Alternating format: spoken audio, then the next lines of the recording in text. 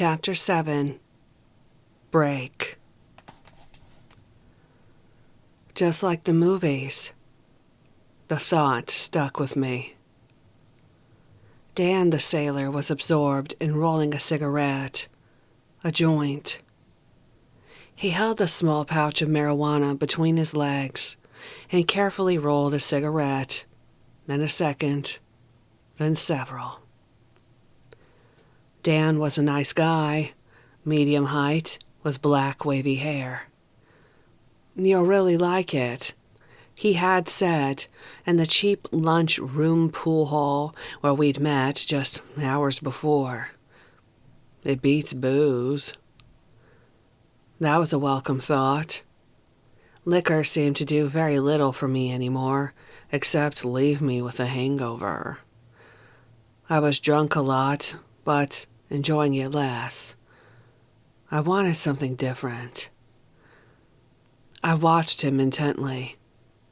He was still young, but seemed to know what he was doing. The idea of the movies filled my mind. It was just like the film they had shown us in high school about drugs. "Don't abuse them," it had said. And it had shown a scene of two kids in a cheap flop house, just like the one we were in. $1 per room. A chair and a bed. Dark, damp, and smelly. Dan sat on the edge of the bed, and I sat in the rickety, straight-back chair. The scene was right out of that movie. It gave me the creeps, but I sat still and watched. He lit one of the joints and handed it to me. Then he lit one for himself. We said little and did little, except inhale deeply and let the smoke swirl around us.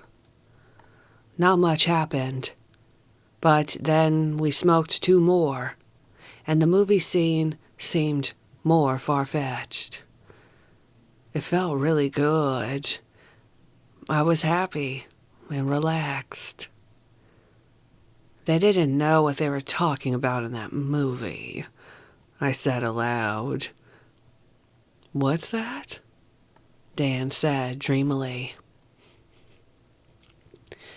"That movie I saw in high school about dope. They didn't know what they were talking about. This stuff is good. How can anything this pleasant be all that bad?" Dan smiled. "Yeah, it's the same old crap. Don't do this, don't do that, don't even live." He laughed. "You're right. They don't know what they're talking about." We spent the whole night in the flop house, but we only smoked and talked and dozed. Dan didn't try to get me into bed. He liked me just for myself, he said. I wasn't used to that sort of attitude in the bars I had been hanging out in. I'd been sleeping with one guy after another ever since landing in San Francisco for the second time. 4 months had passed since my arrival back in San Jose, my head hanging and my lover, Al, locked up in the Oregon Penitentiary. I had lasted less than a month with my aunt, then took off once again for San Francisco. Max had given me my job back at the coffee shop. I had moved into a $2 a day hotel on Market Street. Bob had forgiven me for my little fling, but he was duller than ever. I had reported regularly to my probation officer, and I had hopped from bar to bar, night after night. I needed excitement. "Maybe grass is the answer," I said aloud, dragging on another joint and watching Dan's head sink lower onto his chest. The early evening was quiet as I stretched full length in the overstuffed chair by the cloudy window in my little room. You're 18, and what have you done? I thought. What are you going to do? The room was quiet. Once again, the full, choking feeling of loneliness swept over me. I was cold. You've been in jail. You've deserted your family. You're an alcoholic. And you're no better than a tramp with the neighborhood men. How much lower can you get? My cheeks were wet. I was crying without knowing it. I can go a lot lower, I said audibly. A sour taste flooded my loneliness. I'll show them how low I can get. They think I'm in the gutter now. They haven't seen anything. I got up, the tears still streaming over my cheeks, and changed clothes, putting on a mohair suit and high heels. Everybody's talking about drugs, this LSD stuff. Let's see what they're talking about. The thoughts raced quickly through my mind. They were full of crap about grass. Let's see what they know about LSD. I didn't have the slightest idea where I was going, but I was going. It was 9 o'clock when I walked onto the street. I took a streetcar toward the Tenderloin area of Market Street. I knew the long-haired people, the hippies, papers called them, had taken over a 3-block area. They were different. I was different. Let's see what it's all about, I said. My eyes dry by then, and my face in control. The area was filled with discount stores, a few coffee shops, and some declining restaurants. A group of the long-haired people sat on the steps to the entrance of one of the discount stores. They looked friendly enough, but I was scared. I stopped in front of them and picked out one person to speak to. He was the strangest looking guy I had ever seen. Long red hair and a bushy beard that was even redder than his hair.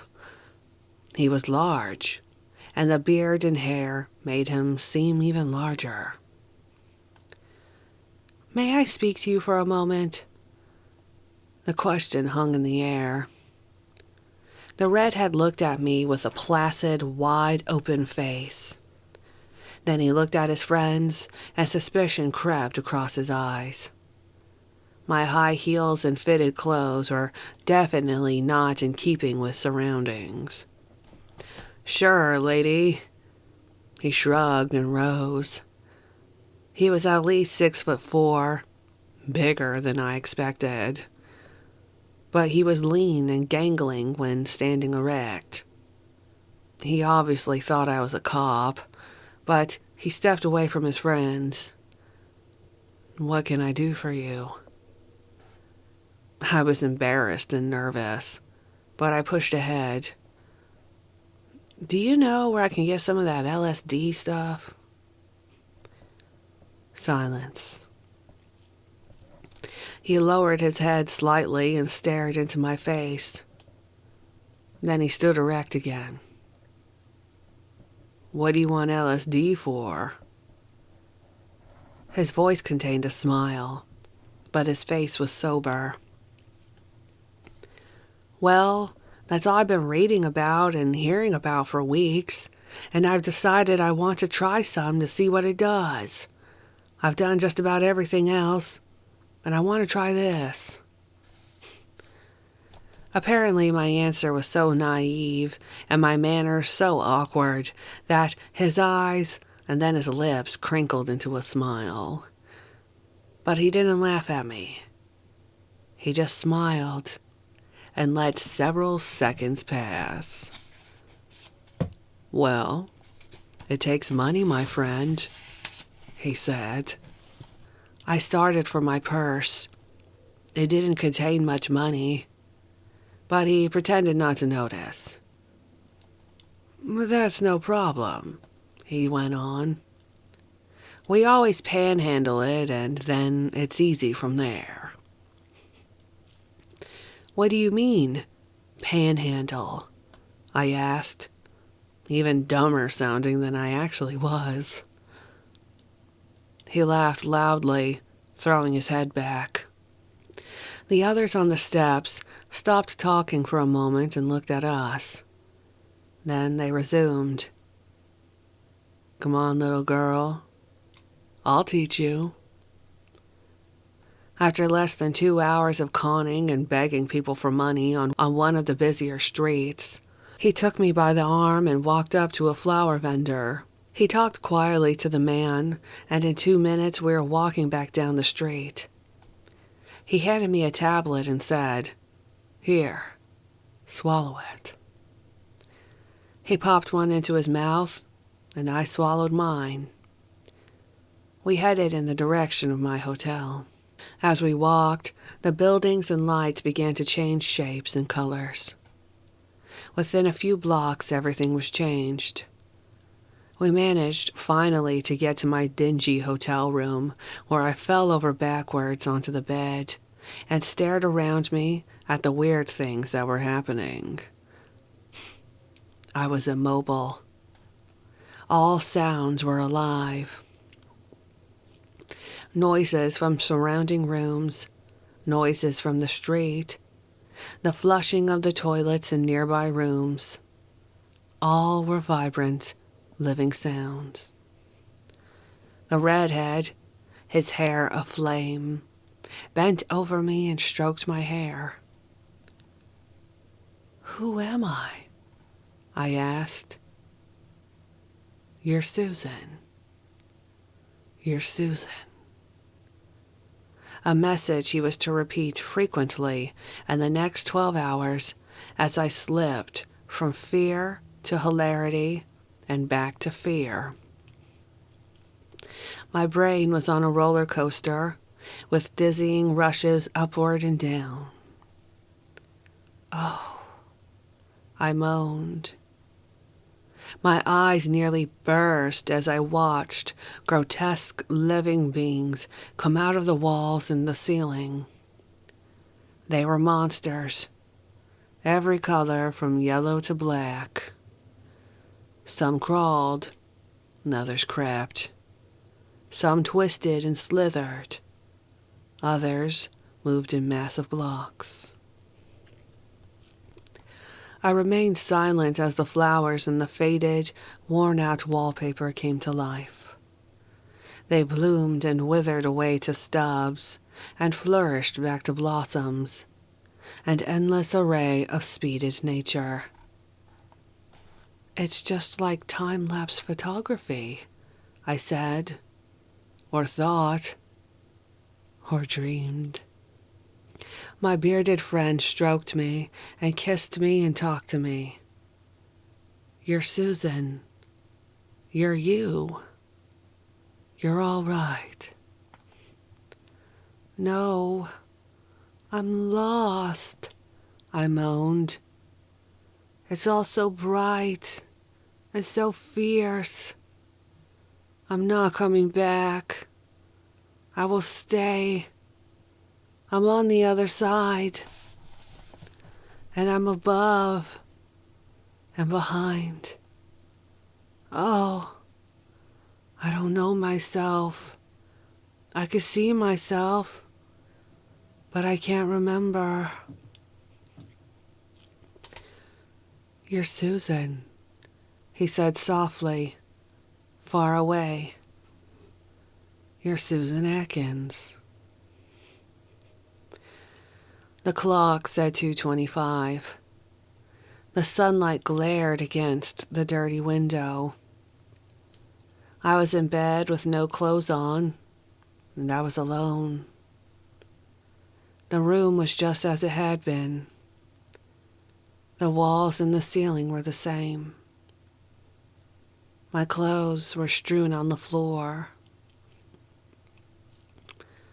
That was insane, I thought. I've never done anything like that before. The hallucinations. What were they? Everything became life. There were things I didn't know were there. Where did they come from? I shuddered and pulled the covers close around me. I saw new things. My thoughts were smooth, not erratic. Those were things. They had beautiful colors, but they were scary. I squeezed my arms across my breasts. I smiled. It was dangerous, but it was exciting. It was an adventure. It was what I've been looking for. There is something there. I looked at the glaring window. Maybe it's God.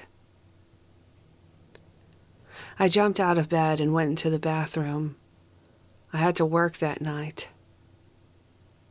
But there'll be other times. It was shortly after the first of the year in 1967.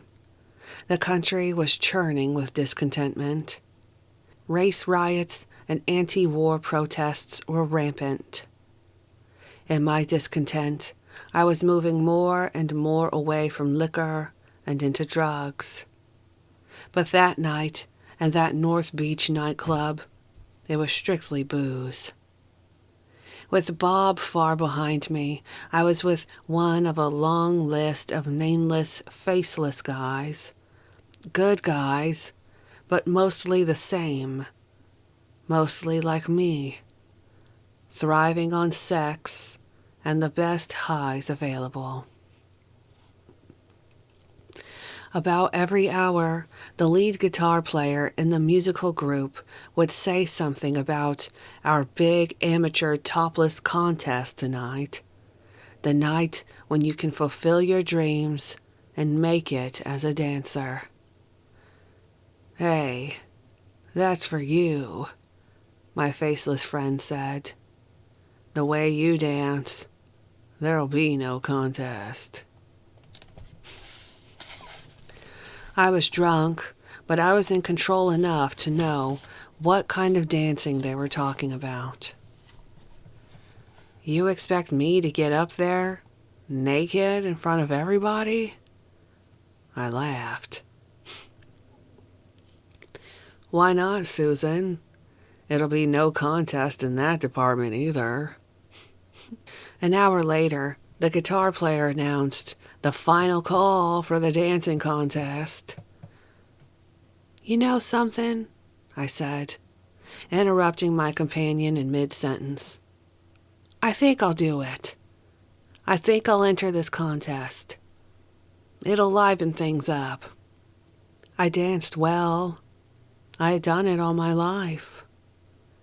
My ability may have been linked with my fondness for physical education. I was coordinated and could flow with every rhythm conceivable. I didn't have to think about it. It happened. It was part of me, within me. Fortunately, I didn't have to stand motionless before the staring men and women. I entered dancing and soon became oblivious to the fact that I was naked from the waist up, covered only by my half-slip, which was rolled high up onto my thighs. I yielded my soul to the dance and felt warm, straining pleasure from my body's movements. I knew they were nearly perfect. When the number ended, the applause was loud and wild. Male shouts rose all over the room. The band, behind me, shouted its approval. I won the contest and became the youngest go-go dancer on the North Beach Strip. My biggest problem, and my boss's, was staying ahead of the Vice Squad, which regularly checked IDs among the younger customers and would have loved to have grabbed me. Alertness and an alias, Sharon King, kept me out of trouble with the law.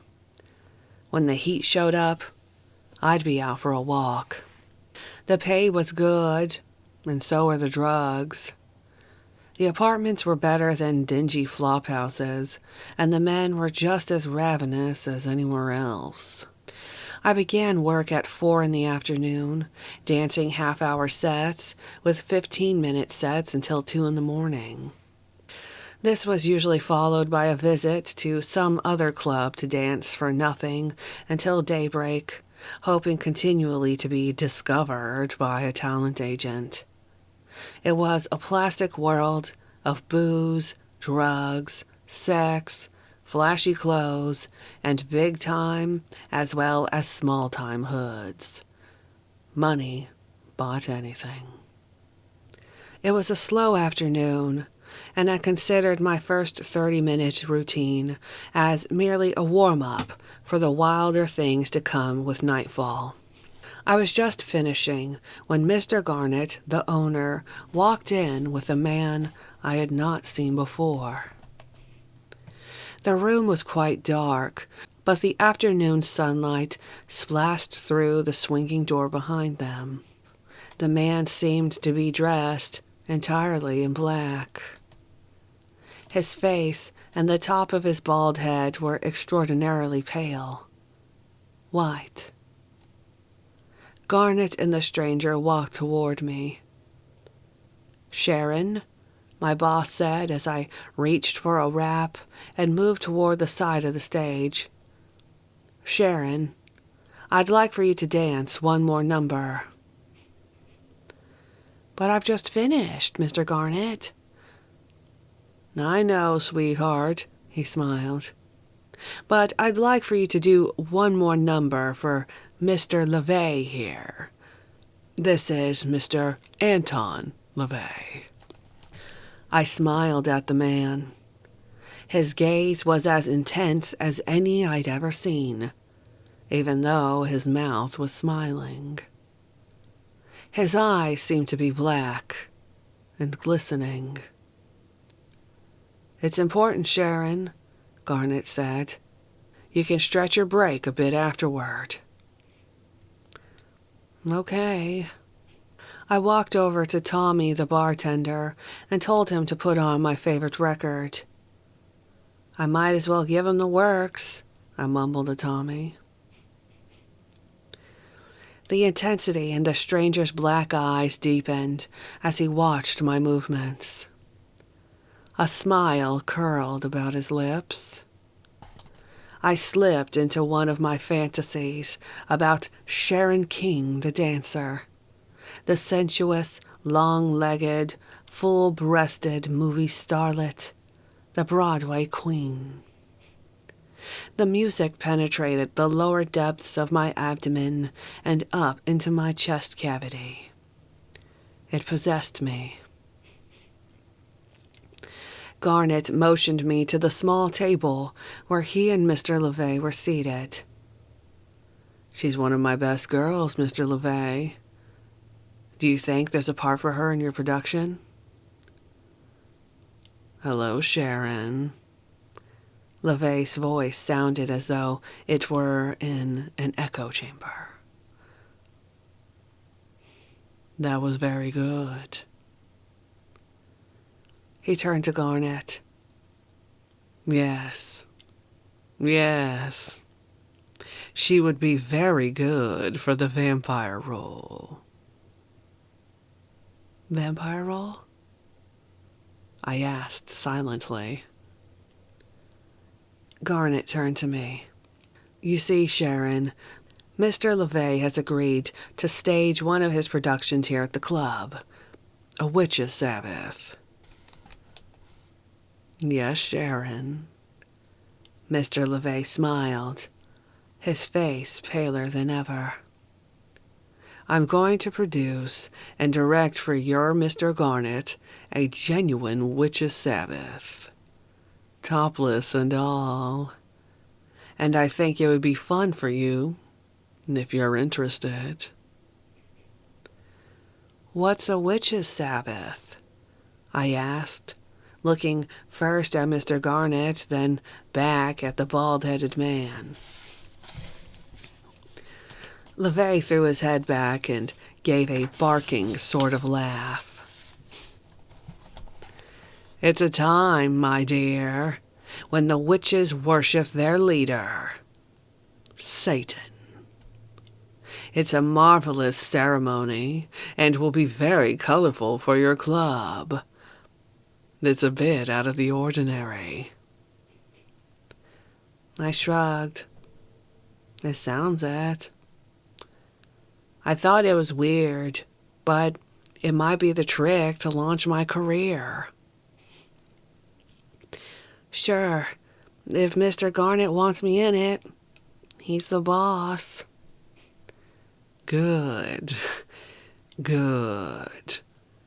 LeVay rubbed his palms together. But what about costumes and all that, Mr. Garnet? I asked, trying to understand the thing better. Don't you worry about those details, LeVay interrupted. You don't need much to wear. Besides, we will be having a meeting at my house to discuss these matters. It will all work out. He turned to Garnet. I think she will be excellent. And she will also be good for the witch in the torture scene. Torture scene? Again, I spoke only to myself. It has been nice meeting you, Sharon, LeVay said to me, turning to walk away. I know you will find this most interesting. I was near exhaustion the next night. The men in the crowd demanded more of me than I was able to perform. They seemed to want explicit sex acts, not merely free dancing by a nearly naked young woman. They equated dancers with hookers. I welcomed Garnet's high sign to cut my last number short and come to his table. Sharon, he said, I know tomorrow's your day off, but I would like to have you join the other selected girls and me in going to Mr. LeVay's house. He wants to fill us in on the witch's Sabbath and black magic. We've got to start preparing. Why his house? I was still uneasy about LeVay. It's all part of a Satan worship routine. You know anything about that? My silence spoke for itself. Everyone has his own hustle going, Garnet said. LeVay's is the Satan thing. He calls himself the high priest of Satan. He's a full-fledged honcho in that stuff. His wife is a full-fledged witch. They have a Satan church in their home. It's a big thing around here. You're kidding. You mean they really worship Satan? It's not just for show? Hell no. They really mean business. Of course. He grinned. They put on a pretty good show, too. It's good show business. And that's what I need right now. Something to get us out in front of the other clubs. We can be the hottest thing on the strip. He paused, looking first at the drink in his hand and then into my face. His mouth was set. So I need you to come with us tomorrow. We'll leave from here at 3 o'clock. All right, Mr. Garnet, but only because I need the job. I don't go for this Satan stuff." He laughed. "Neither do I. But business is business." We turned the corner, and there was no mistaking LeVay's house. It sat in the middle of the block, with empty lots on each side. The house was wholly black. Not one bit of white or other color showed. Even the curtains were black. "Wow," one of the girls wheezed softly.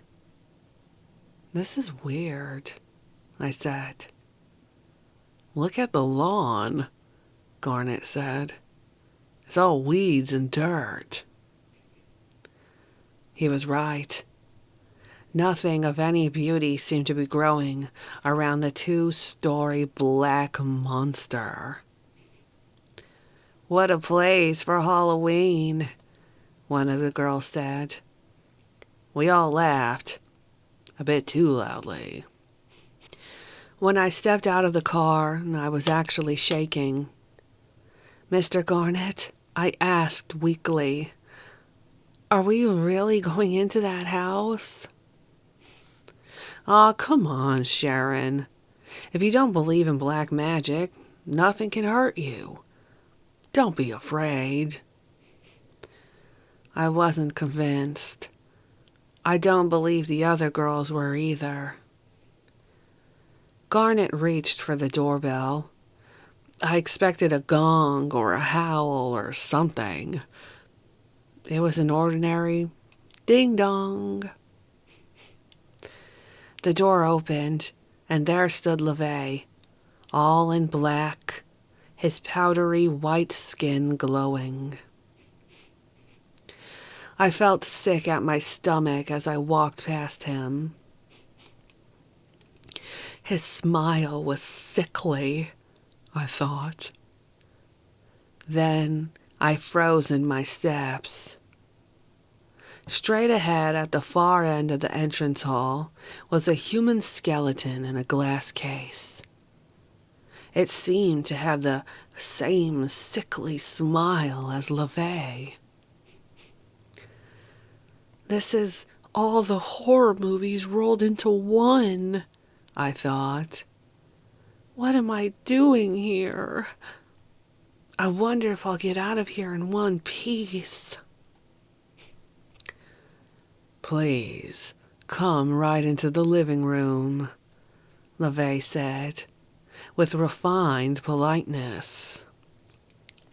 His manners were exaggeratedly excellent. My stomach sickness immediately deepened. The first object to attract my eyes in the living room was a huge, black, grand piano. That was okay. But right beside it stood a stuffed, full-grown wolf, and atop the piano itself was a stuffed raven. The fireplace mantel held a large stuffed owl. LeVay and Garnet launched immediately into discussion of the witch's Sabbath. But I had trouble maintaining concentration. The decor of the house was beyond my imagination. I examined the stuffed animals and found myself shivering. Their eyes seemed alive. The Maypole ritual is a fertility dance. LeVay's voice penetrated my consciousness for a moment. I smiled and felt a giggle inside. I played that all the time when I was a kid, I thought. How come I'm not pregnant? The giggle choked inside me as I caught a glimpse out of the corner of my eye of someone descending the staircase in the hallway. It was a woman with the longest hair I'd ever seen. It was as black as it could possibly be and hung at least 3 feet well below her shoulders, full and thick. At first I thought it must be a wig, but it was real. Ah, my wife, LaVey said, rising. Hello, everybody, the woman said, softly and seductively. Her manners were as impeccable as her husband's. She stood for a minute, smiling warmly at everyone, and then said, Would you girls like to come into the kitchen with me? I'm going to prepare some coffee. Yes, ladies. Why don't you go with Mrs. LaVey while we finish up these details? But we'll be finished soon, and I do want you to stay for our evening services. Things will come a lot clearer to you when you see it firsthand. We all looked quickly at one another. I spoke at first, and my voice was not particularly steady. I'm afraid I won't be able to stay, Mr. LaVey. I hope you won't be offended, but I don't believe in the devil, and... LaVey interrupted me with a wave of the hand and a wide smile across his white face. But Sharon, we don't believe in God either. But that doesn't mean he isn't real. I only shook my head and followed the others into the kitchen. His remark left me speechless, but my first sight upon walking into the large, quite ordinary kitchen changed that. Through a full glass back wall, I could see a real lion in the yard. He was huge and rather mangy looking, but he gave a loud roar as he saw us enter the room. That's too much, I said, only barely audibly. What kind of place is this? I added under my breath. I backed out of the kitchen and retreated to the living room. Mr. LaVey, I interrupted. I'd like for you to excuse me, please. I'm not feeling too well. I turned to Garnet. Mr. Garnet, I think I'd better leave now. I'll be your vampire and witch, but I must be going now. Sharon. LaVey's voice was gentle, but his smile was still strange. You've only just arrived. Won't you please stay? I'm holding services this evening. There will be special secret rites, and I'm sure you would enjoy it. It isn't often that I invite an outside guest to these rites. I looked right into his eyes momentarily, but I couldn't withstand his gaze. No, thank you, Mr. LaVey. I hope you won't be offended, but I was raised to worship God, not the devil. I must leave now. Garnet apparently recognized the urgency and decided against getting tough with me. Okay, Sharon, you take the car, and we'll get a cab later on. He walked me to the door and out to the car. Will you be all right? Yes. I stopped beside the car. I'm sorry, Mr. Garnet, but my imagination must have been working overtime. I had visions of somehow being sacrificed and all that. Besides, I'm tired and need to go to bed early tonight. Looking back at the scary black house, I wasn't sure I'd be able to go through with LaVey's plans. But then again, what other course did I have?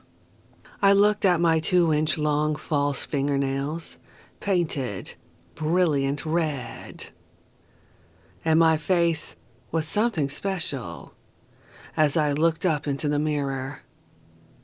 It was eerie, milky white, broken by bright red lips that matched the color of the fingernails, and by seemingly sunken blue-black eyes expertly twisted upward at the outside corners.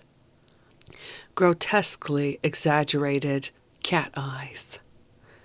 Jet black hair framed it all. I was the perfect, sexy vampire, ready for my casket, lying at the center of the stage. Using care because of my fingernails, I reached into my big black handbag and fished out a pill. Rehearsals had gone well. We were ready for the weirdest show on the strip.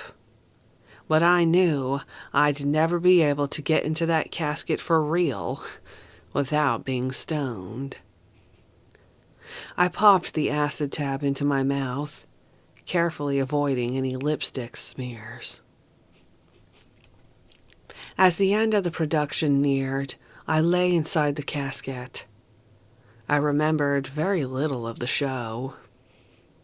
I had shaken several people with the reality of my performance when I had risen from the casket and pointed a long, blood-red fingernail at the audience and marked them as my next victims.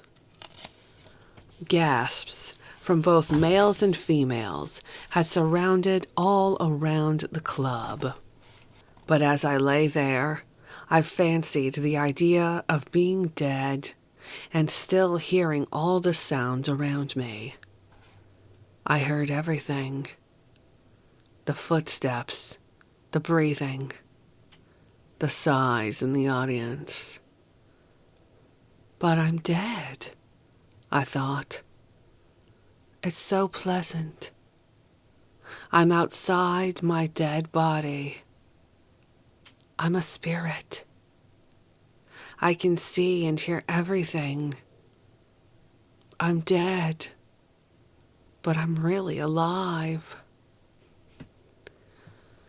I lay in the casket so long that I missed the curtain call by 5 minutes. I just didn't want to get out of it. The audience went wild over the performance. Garnet had himself a hit. I was convinced he had a whole lot more than he realized. But the night's success spelled trouble later. Gary, my current lover of about 3 weeks standing, lay quietly in bed as I entered the room. I was still stretched tight from my acid trip and sat down next to him. "You're awfully quiet, Gary. Is something the matter?" "I don't like what's happened to you, Sharon," he blurted out. "This whole thing you're getting into at the club is crazy. It's changed you. All through the rehearsals, I've watched you change." "I don't understand," I said softly, not wanting to get into a hassle. "I haven't changed." "Yes, you have," he said sharply. "It's hard to describe, but something's happened to you. When you play your auto harp, for instance, it's creepy.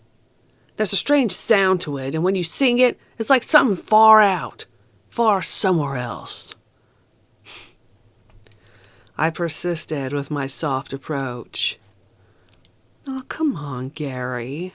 You're imagining things. This is just a job.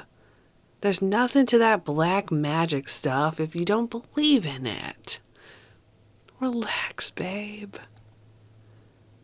"Please, Sharon, baby, get out of this show. You don't need the money.